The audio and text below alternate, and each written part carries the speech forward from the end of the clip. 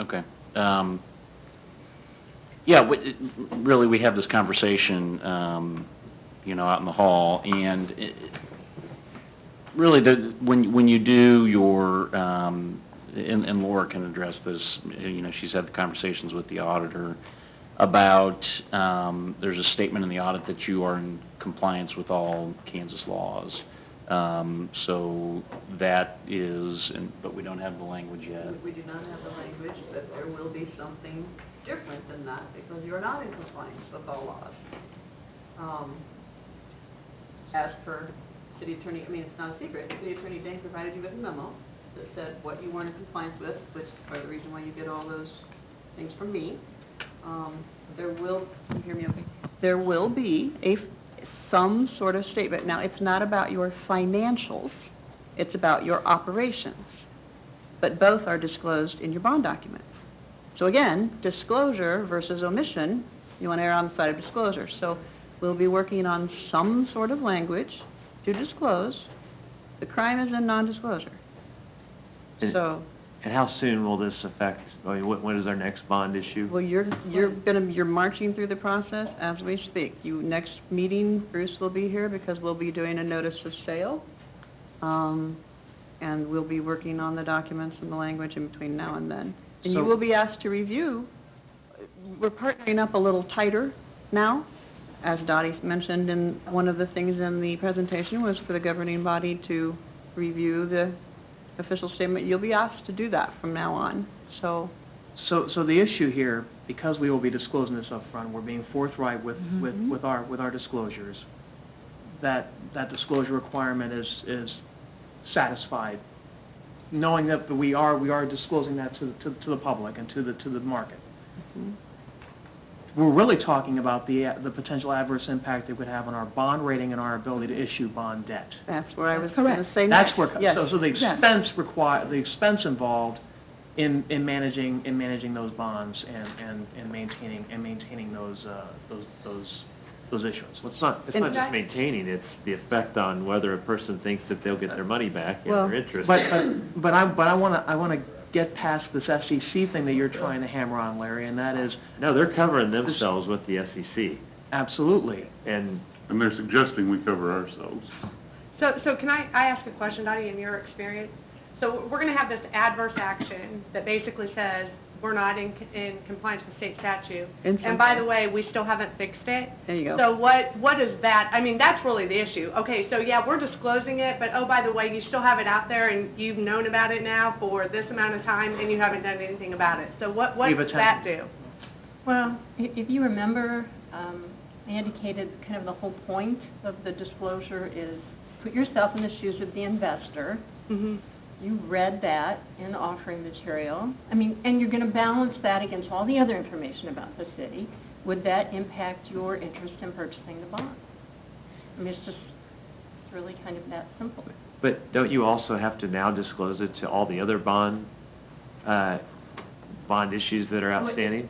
This official statement will be filed as part of the ongoing disclosure for all of the other outstanding issues. But since this disclosure has happened after the investors, the original investors, right, and even subsequent investors have purchased these bonds, right, will it impact prices and interest rates? I can't answer whether the market will determine it. We don't know. I know, but if you buy, no matter what you buy as an asset, if you find out later that it was defective or that it had the potential to be defective, it's certainly not a good thing. It's not going to raise I would bond agree. prices and lower rates. It's not a good thing to have a statement that you're not in compliance with the law. Whether or not it impacts the marketability of your bonds, I think depends on the investor's evaluation of the whole of the disclosure about the city. And how detailed is that disclosure? Does it talk about the individual transgressions, or does it? Nothing's been. Your financial advisor will be drafting it. They'll be submitting it to all of us to look at. Like I said when I was checking earlier, you don't have to disclose every minute detail of everything, but you do need to disclose enough information to give investors kind of a picture of what is going on. But I think that at the end of the day, we're going to disclose to investors that we are willfully in violation of Kansas statute. On multiple issues. Now, but then I get this next bond issue, I understand totally, we're covered. But isn't this exactly what precipitated the lawsuits from an investor perspective, where somebody found out later that, I mean, this isn't new, this is a violation that's been occurring since the EUB was established. And now you're disclosing it for the past bond issues. I mean, aren't we opening ourselves up to a lawsuit? I mean, aren't we just putting a bright light on the issue? I mean, it kind of is what it is. And like I said, we have to tell investors bad news as well as good news. It was my understanding, and I don't know the whole history at all, but it was my understanding that it's a relatively recent, you've been relatively recently informed that this was, not in compliance with state law.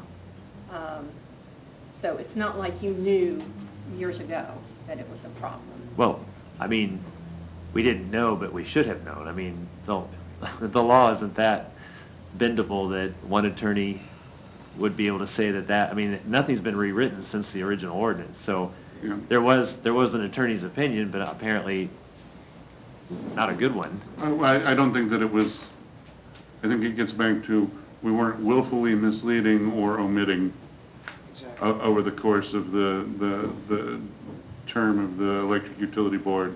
But we have known since October that we're not compliant with state statute, and now we are going to be responsible to supply that information going forward until such a time where it's not a problem any longer. That would be my advice to you, yeah. You just disclose it, and you'll have an opportunity to read the manner in which it's disclosed, so you can feel comfortable that. As bond counsel, so a legal advisor, usually better to be in compliance with statute. Well, of course, Okay. yes. I will, I would recommend that, and there has been some discussion about this, with respect to rates that have been set by the EUB in past years. This governing body can take action to ratify those rates that have been set.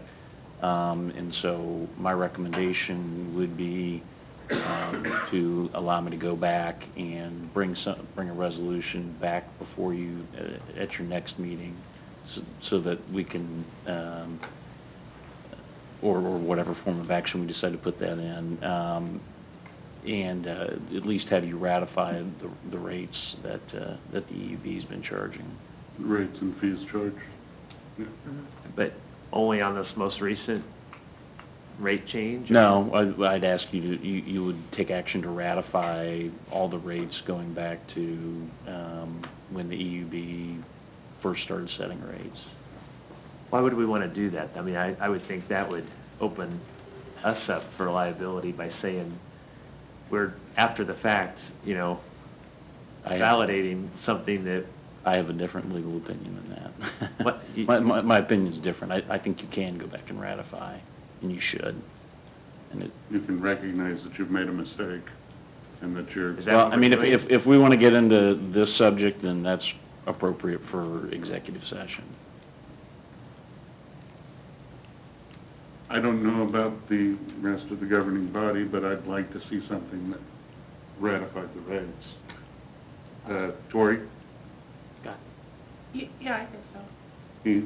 I think if that's the advice of our legal counsel, then that's something that we need to bring up at a session Larry? and vote upon. I'd like to hear what it is in an executive session before because...